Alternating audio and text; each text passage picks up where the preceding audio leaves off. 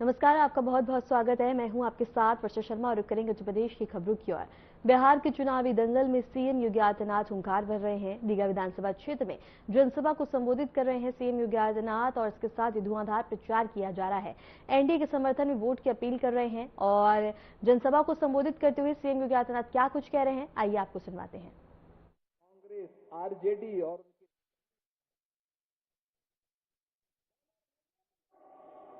ये वही लोग हैं आरजेडी के 1992 से लेकर के 2005 के शासनकाल में इस बिहार के अंदर क्या नहीं हुआ था।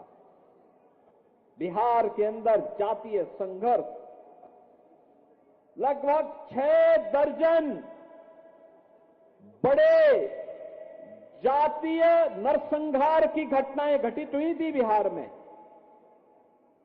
जातीय सेनाएं खड़ी करके हिंदू को हिंदू से लड़ा करके पूरे बिहार में बांग्लादेशी घुसपैठियों को यहां पर अराजकता फैलाने की छूट दी गई।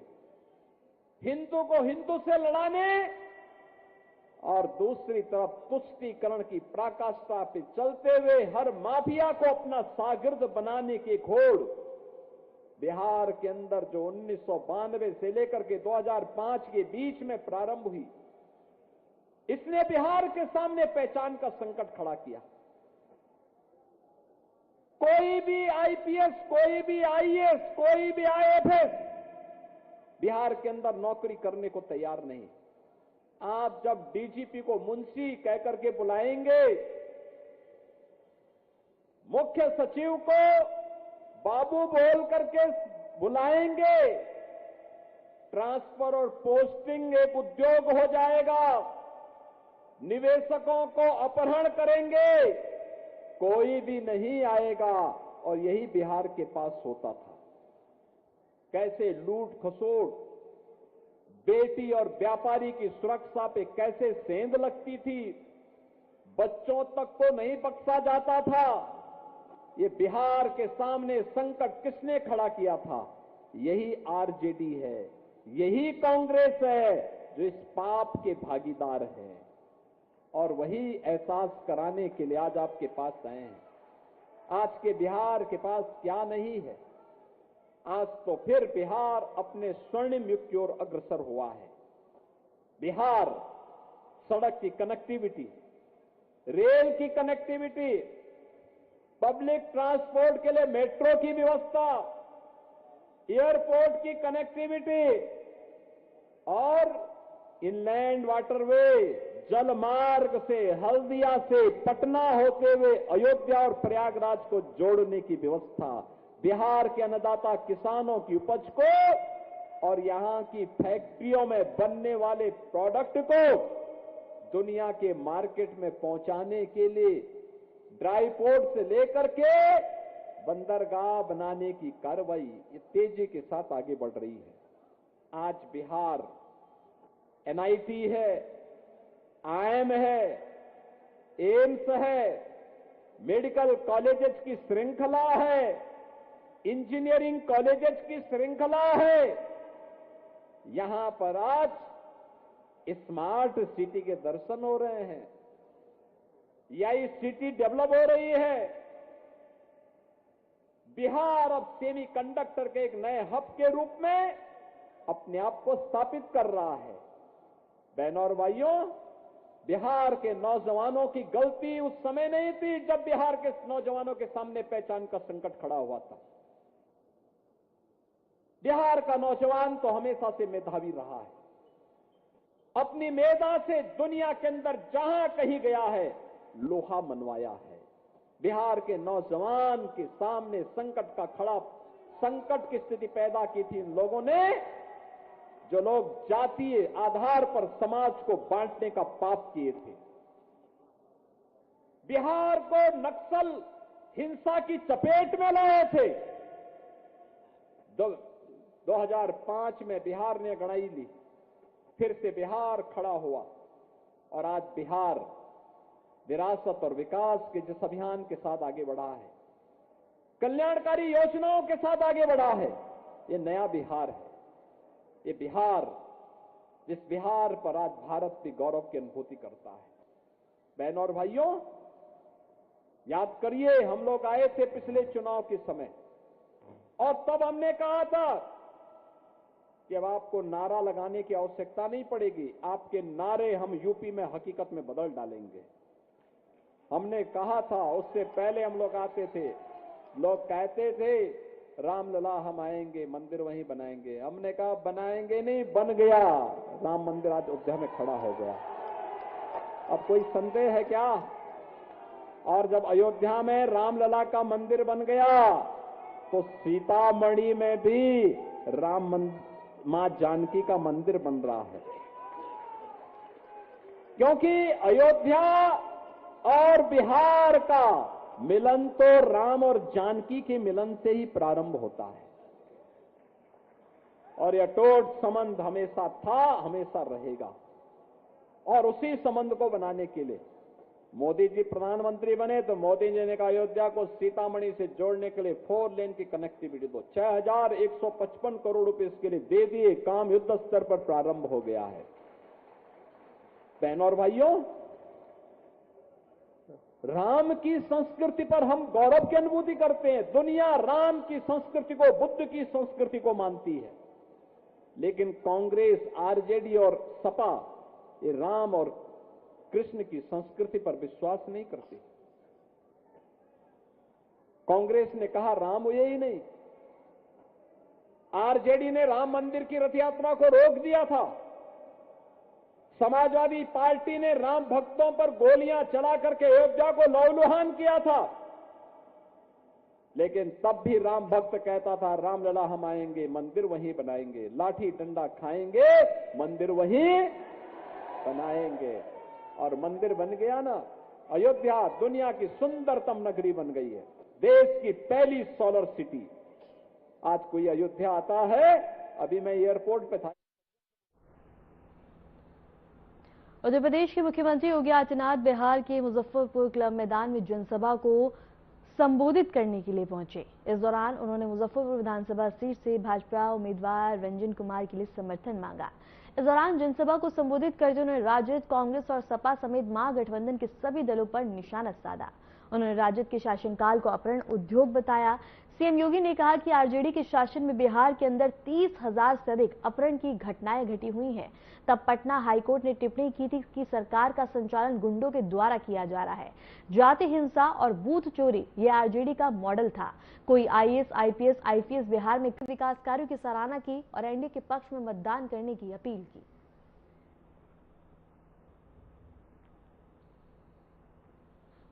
से लेकर के 2005 के बीच में आरजेडी शासन के समय में बिहार के अंदर 30,000 से अधिक अपहरण की घटनाएं घटित हुई थी।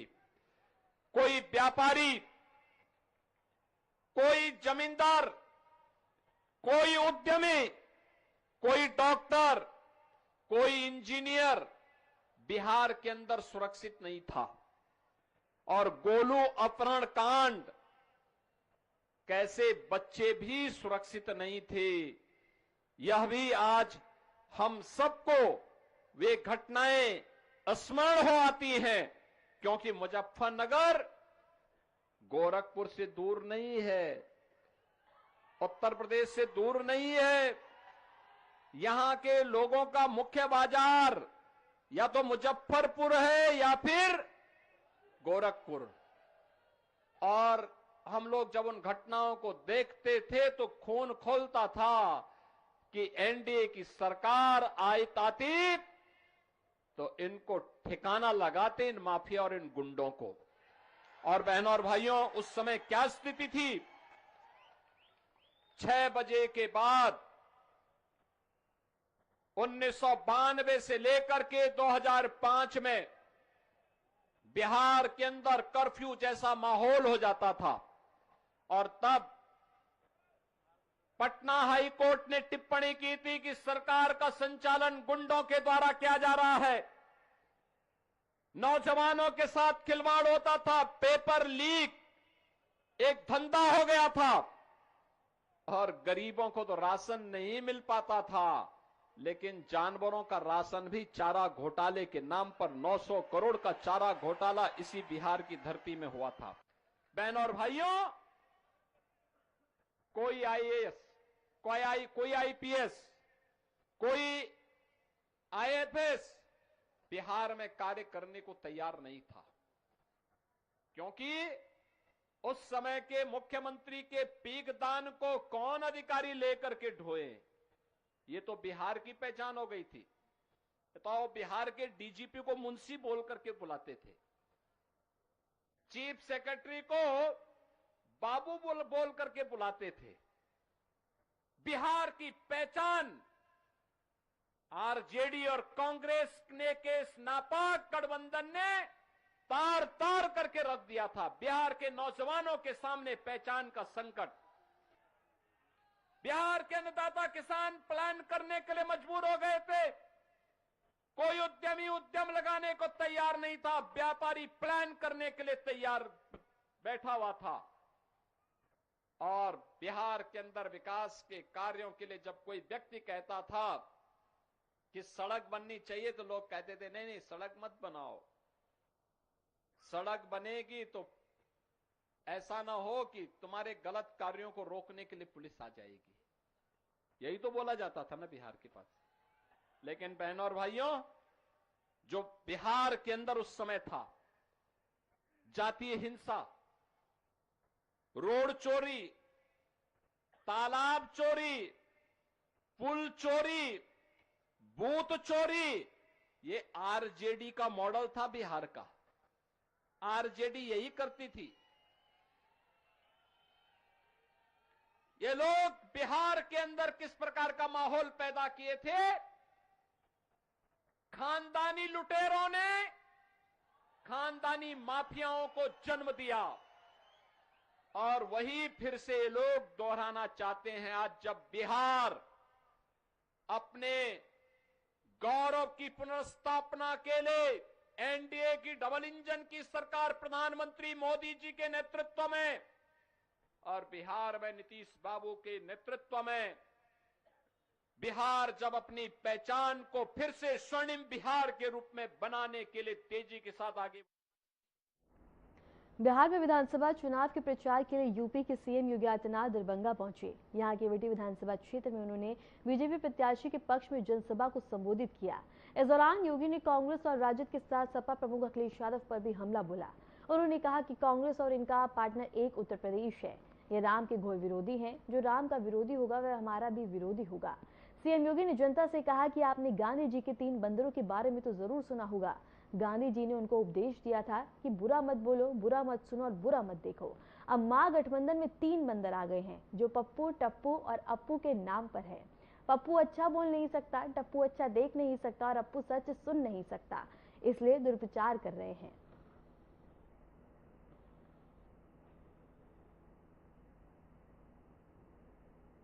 समर्थन कर रही थी, गरीब का राशन हड़प लिया जाता था, गरीब को किसी योजना का लाभ नहीं मिलता था, विकास की योजनाओं से गरीब को वंचित कर दिया जाता था। आज देश के अंदर मोदी जी के नेतृत्व में 80 करोड़ लोगों को फ्री में राशन की सुविधा का लाभ प्राप्त हो रहा है। बहनों और भाइयों, 2005 के पहले कांग्रेस की सरकार रही हो या आरजेडी की सरकार, गरीब अगर बीमार हो जाता था तो तड़प तड़प करके मरने के लिए मजबूर होता था। उपचार की सुविधा नहीं थी, और अगर कोई बाहर चला भी गया तो उसके बाद पैसा नहीं होता था। आज तो प्रधानमंत्री मोदी जी ने भारत के 50 करोड़ लोगों को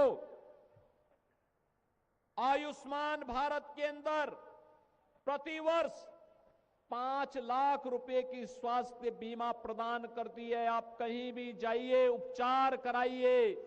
70 वर्ष से ऊपर का कोई भी व्यक्ति अपना उपचार करा सकता है। बहनों और भाइयों, नारी गरिमा के प्रतीक हर घर में शौचालय स्वच्छता का भी मानक बना है, बहन बेटियों के सम्मान का प्रतीक भी बना है। और यही नहीं, हर गरीब के सिर को ढकने के लिए छत मिलेगी। यह अभी मोदी जी ने डबल इंजन की सरकार ने करके दिखा दिया है। गरीब के घर में रसोई जले और धुएं से मुक्ति मिले, ऐसे 10 करोड़ से अधिक परिवारों को उज्ज्वला योजना का फ्री में कनेक्शन देने का काम भी डबल इंजन की सरकार ने मोदी जी के नेतृत्व में कर दिया है। ये जो आरजेडी है, ये जो कांग्रेस है, और इनका एक पार्टनर उत्तर प्रदेश में है समाजवादी पार्टी के रूप में, ये घोर हिंदू द्रोही है, राम द्रोही है, मां जानकी के विरोधी हैं। जो राम का विरोधी होगा, मां जानकी का विरोधी होगा, हमारा भी विरोधी होगा। आप याद करिए, ये कांग्रेस है जिसने कहा था राम हुए ही नहीं, भगवान राम और मां जानकी के अस्तित्व पर इन्होंने प्रश्न खड़ा किया था। ये परम पिता परमेश्वर की साक्षात प्रतिमूर्ति है राम और जानकी। उनके अस्तित्व पर प्रश्न खड़ा करके हमारी आस्था के साथ कांग्रेस ने खिलवाड़ किया था। सुप्रीम कोर्ट में इन्होंने एफिडेविट दिया। बहनों और भाइयों, एक और इनके द्वारा सुप्रीम कोर्ट में दिया गया एफिडेविट, और दूसरी तरफ अयोध्या में राम मंदिर के रथ को रोकने का काम किया, करने का पाप किया था आरजेडी ने। इसी बिहार की धरती पर दंगों की आग में झोंकने का काम किया था, और समाजवादी पार्टी ने अयोध्या में राम भक्तों पर गोलियां चला करके पूरी अयोध्या को लहूलुहान करने का पाप किया था। आपने गांधी जी के 3 बंदरों के बारे में सुना होगा। गांधी जी के 3 बंदर थे। गांधी जी ने तो उनको उपदेश दिया था, बुरा मत देखो, बुरा मत सुनो और बुरा मत बोलो। लेकिन आज इंडी गठबंधन के 3 और बंदर आ गए। ये 3 बंदर पप्पू, टप्पू और अप्पू के नाम पर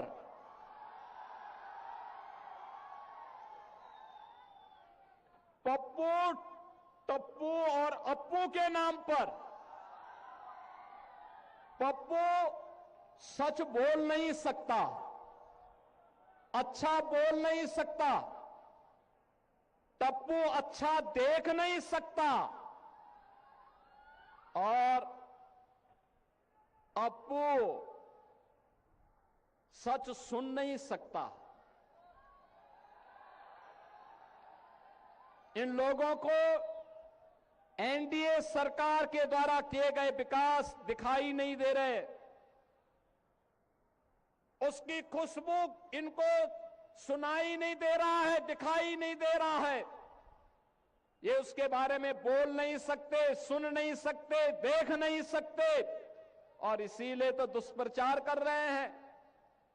आपने देखा होगा कांग्रेस के नेता राहुल जी जब भी कहीं जाते हैं भारत के खिलाफ बोलते हैं, भारत के खिलाफ बोलते हैं, भारत को अपमानित करते हैं, विदेशी आक्रांताओं को महिमा मंडित करते हैं। और ये सभी, ये जो 3 इंडी गठबंधन के 3 बंदरों की जोड़ी है, बहनों और भाइयों, ये 3 बंदरों की जोड़ी ये बिहार में खानदानी माफियाज को गले लगा करके, अपना शागिर्द बना करके बिहार की सुरक्षा में सेंध लगाने का काम कर रहे हैं। बिहार की सुरक्षा, घुसपैठियों को बिहार की धरती में घुसा करके बिहार की सुरक्षा में सेंध लगाना। हमें फिर से अयोध्या और मिथिला को जोड़ करके राम राज्य की अवधारणा को साकार करने की दिशा में आगे बढ़ना है।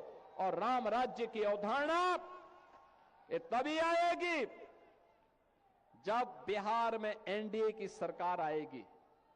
ये राम राज्य बिहार के लिए, आत्मनिर्भर बिहार के लिए, समृद्ध बिहार के लिए, विकसित बिहार के लिए यह अत्यंत महत्वपूर्ण है। और यह केवल और केवल तभी होगा जब एनडीए विजयी होगा। एनडीए विजयी होगा, बिहार विजयी होगा। एनडीए की विजय बिहार की विजय के साथ जोड़ करके देखना होगा। और इसके लिए बहनों और भाइयों, बटेंगे नहीं, कटेंगे भी नहीं। याद करना, बंटे थे तो कटे थे, बटेंगे नहीं तो कटेंगे नहीं। एक रहेंगे तो सेफ भी रहेंगे। और एकजुट होकर के एनडीए के प्रत्याशी भारतीय जनता पार्टी के श्री मुरारी मोहन झा को भारी बहुमत से विजयी बना करके भेजना है। फिलहाल रुकते हैं एक छोटे से ब्रेक के लिए, बने रहिए हमारे साथ।